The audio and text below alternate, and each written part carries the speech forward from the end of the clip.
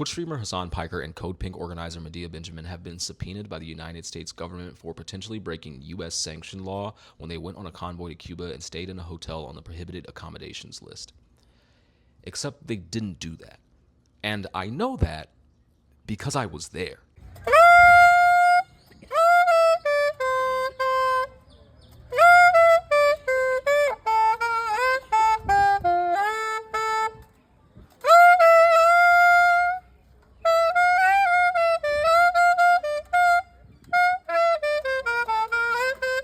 The group organized by Code Pink actually stayed at the Iberostar Marquis de la Torres, which is one of like 4-ish hotels you're legally allowed to stay at in Havana. There is a very, very, very lengthy list of all the places you're not allowed to stay, and that hotel is one of the few that is not on there. These subpoenas, much like the executive order in January that began an oil blockade or the more recent indictment of Raul Castro, are part of this buildup for the hostile takeover that the Trump administration would like to enact in Cuba. This effort is downright evil and corrupt. And one of the things that I learned from my time in Cuba is that you're probably wrong about Cuba.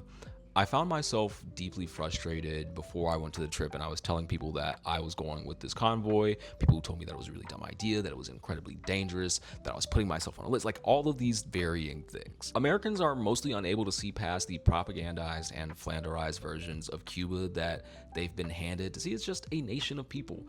Of people who want to survive but are being strangled by our sanctions that have been in place since 1962. The convoy didn't just go to show public support for the Cuban people, but also went and brought aid in the form of food, medical supplies, toys for kids, solar panels, batteries that were rechargeable and could hold power, things that would help the people survive through this blockade. And in my time there, I got to talk to so many people from so many walks of life and learn so much that it made me angrier than I've ever been in my life to see the actual, it's things that I read about, but being there, talking to people, feeling the actual impact of our nation on these people would drive you up a wall. Be aware that you're being fed absolute bullshit about Cuba, and you're also being fed absolute bullshit about what happened on this trip, as anyone who went can tell you. There's such a heavy effort to disparage what happened because deep in my heart, I believe that if